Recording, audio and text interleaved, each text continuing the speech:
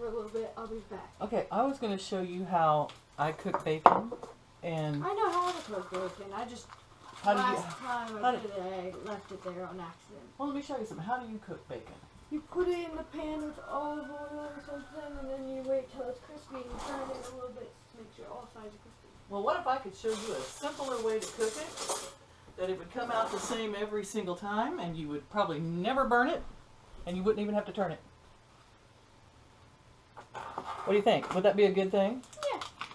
All right. I don't like turning it. No, and then it all shrivels up into little shrimpies and shrivels, right? Yep. Okay. And you have to put all that shrivel on your freaking BLTs. On your BLT, and it's all shriveled up? Not good. Not good. Well, here. Come here. Your hands are clean, right? Yeah. All right. Maybe. It works really good with you. Like them crackers, don't you? Okay. I want you to start. You get a cookie sheet and parchment paper. The reason I use parchment paper is because aluminum foil has aluminum in it, and they're saying now that aluminum's not good for us. No, it's not. Yeah, and I find that parchment paper is so much less. It's non-stick, and it's just so nice to use. So what I do is I put it on my cookie sheet, and then I put the bake really close together. I mean, because you're not going to be able to get all of this on here. I wonder how annoying it is to make handmade bacon because of all the cutting and how to make it just perfect. You think it would be difficult to slice it in these thin little slices? I think they have machines that do that. I know, but if somebody handed it... Oh, I can't even imagine hand slicing bacon. It would be so annoying. It'd be like, I could have been an actor. I could have been a contender. I could have been somebody, but no, here I am cutting bacon. I grew up to be just a bacon cutter. I think butchers make quite a bit of money, to tell you the truth.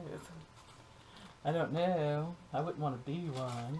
I bet butchers who are really nice to the animals before they kill them have a lot of money because the meat's better. I do know a lady that is very, very humane. Yeah, it's the girl who killed the pigs. And the goats. And the goats. Very humane. And I liked her. I like her too. I don't even know her, but I like her. Alright, now see, I've got a spot over here. I could probably put a piece of it. I want to load this up as much as we can. Okay, now we're going to put the oven on 375, and we're going to leave these in for exactly 25 to 30 minutes. We'll check on them at 20 minutes, and we'll check on them at 30 minutes. That's all it should take, because I'm starting with a cold oven. Alrighty. Well, I've got Hazel playing games, and we're going to do some breakfast or brunch. We slept in this morning. It's our last day together. Seems like the weekend flies by so fast when she's here. And she says she loves being with me because Grandma eats meat and she is a carnivore. Her mother's a vegetarian. So I can understand.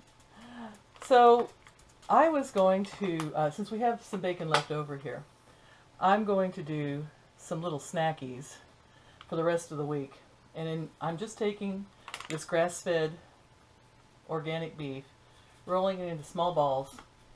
I'm going to wrap each piece that I can in bacon. I've cut my bacon in half, so there'll be more pieces. And then I'm going to bake it in the oven with the rest of the bacon. I'll be baking this about 375 for probably 30 minutes. We'll see. You know, when it's all sizzly and done, you can tell by poking at stuff when it's done. Cut one open if worse comes to worse, and if it's red in the middle, put it back. 30 minutes. These are very small 1-inch meatballs, and I'm just wrapping a half a piece of bacon around them. And they'll make a delicious little snack, and I'm lining them up here in my baking pan, just like that. And then we will be putting them in with the bacon, which we just put in there. And that's how we do it at Grandma Deese's house. I'll be back to show you when it's done. Okay. I've made a little space in between them. I had a few left over without bacon, and that's fine. And now we're going to stick them in the oven with the bacon, and we're going to let them go for half an hour and check on them. 375 should be about right. While our bacon and our meatballs are cooking, I have a chance to sit down and have my first cup of keto coffee for the day, and I wanted to have a quick update conversation. Well, first off, blessings on all of you. We are at 134 subscribers. I never thought ever I would see so many. I'm grateful to all of you, and keto on, and whatever diet you like, do that, you know. But I just hope that I can come up with some little tips and tricks and things I do that, you know, might help someone out there who doesn't really cook a lot.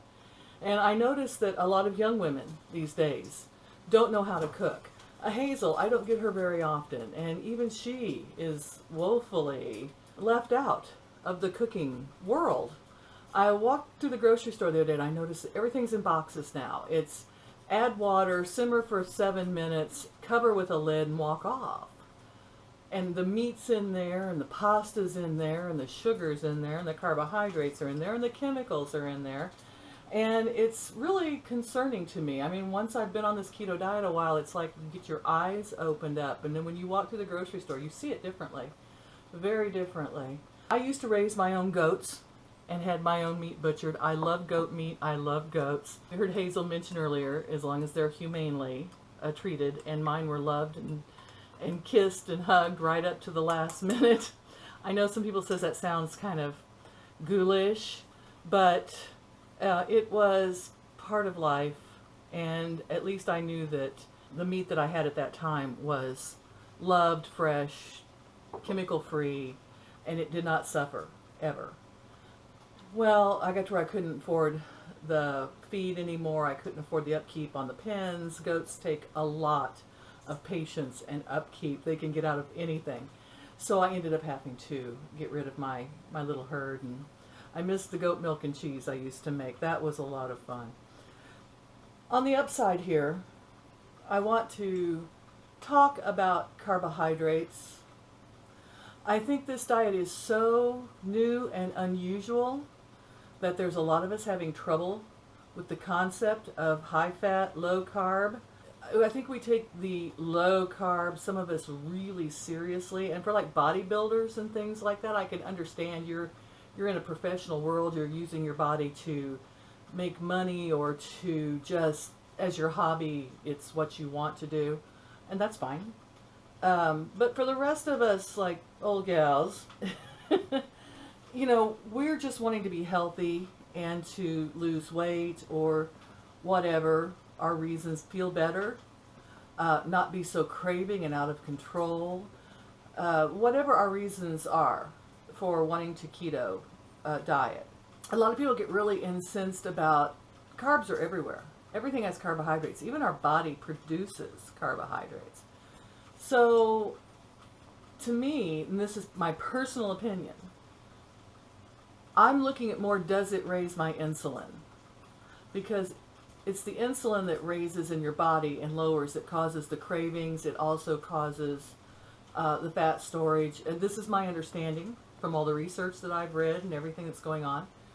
So when someone comes back and says, oh my gosh, there's a carbohydrate in heavy whipping cream, it says 0 on the bottle. And I'm sure that it can somehow cause you to create carbohydrates. Your body can create carbohydrates out of meat. Everything. So I do like the Truvia brown sugar blends and things that are erythritol and stevia and stuff like that. A lot of times they'll say 2 carbs in a teaspoon, but then they turn around and say it's not the kind of carbs that raises your insulin. That's confusing. At least to me it is. My decision on this is to not worry about it so much. I'm going to use the purest sweetener I can, the most safest sweetener, but certainly sweeteners that don't up my insulin. So if that means I use a little bit of brown sugar Truvia or whatever substitutes, stevia, as long as it is a sweetener that doesn't raise that insulin level and it doesn't cause me to start craving, then I think we're good. I know that like on the flax crackers and things, people say, oh my, flax has carbs. Well, it also has fiber. And those things equal out. And when your fiber and your carbs equal out, we know they zero out each other. Your body does not digest the carbohydrates. It doesn't raise your insulin level because you've got the fibers in there that equal. And you can check all this out on the doctors and all the experts and everything else. I'm just saying that I think sometimes we need to lighten up on ourselves a little. We're doing the best we can. We're trying the hardest we can. And just by ketoing alone, having the higher good fats, the lower sugars, and the less carbohydrates, I think that we are improving our lives leaps and bounds, mentally, physically, emotionally. So keto on, girls. Hazel and I are going to finish up this bacon and meatballs here this morning. And, oh, and another thing I wanted to mention, too, as I always get ready to sign off, and then I go, oh, yeah, I mean, I forgot something. I think I may have mentioned this before, but since I'm a grandma, I can't remember if I mentioned this before. The grass-fed beef at Aldi's, it's very expensive, but it's very good, and it comes in the little package, you know. I decided just to buy cheap mystery meat in the, you know, Walmart, the higher fat one I could get. Came home and I made some meatballs with it, and they were dry and tasteless and rubbery, and I thought I made them just the same way I make my grass-fed beef meatballs. That's strange. And so I went back and I bought the grass-fed, and I did it again. There is a world of difference in the flavor between the grass-fed and the mystery meat in the little tubes, just plain hamburger that you get from the store. I can't explain it, but wow. So from now on, biting the bullet and buying the expensive stuff. I'm going to get the grass-fed stuff. We're not supposed to eat a lot of meat anyway, so I think it's okay. I know it was even higher at Sam's Choice, though. They had two of the, I get them, like, what was it, $5.50 at Aldi's? I think I showed you one time one of my Aldi's vlogs. And they had two of those together. They won $18 for them. Ah, okay. Well, that was my rant about meat today. And I do think the grass-fed is way far better. I noticed that Marion, you bought a butcher thing that came in. It was like a subscription butcher box, and that was all grass-fed natural meat. Please let me and the other girls know if you feel it tastes that much better, because I really want to know. Comment below if the rest of you have tried between the grass-fed organic and the just regular meat out of the store, and see what you think is better. Okay, guys, I'm going to show you a quick look at our finished product when it's done here, and that's going to be my vlogs for the day, because Hazel and I are going to go play, probably on the computer. She's playing Wolf's Den or something, and then we're going to have to go home. Makes me so sad. Alright, bye-bye. I love y'all. Thanks for watching. Okay, see, it comes out. We took the oil off the pan and put it in a jar for frying our eggs and stuff later. And it comes out nice and flat when you bake it like that. And Hazel and I both agree you can never have bacon too crispy. We like it crispy. That piece is cooling off. Give it a blow and give it a try. Too hot. Couldn't blow it. Couldn't blow? Blow what's laying down there, I guess. There we go. Crispy. Melt in your mouth. Delicious.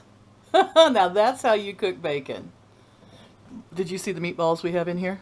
I wrapped them in bacon, and that's for later, for snacking. They're still cooking. They're going to need about another 10 minutes or so, probably 35 minutes on them. All right, there you go. That's the end of the bacon vlog. Like, share, and subscribe. What do you say, Hazel?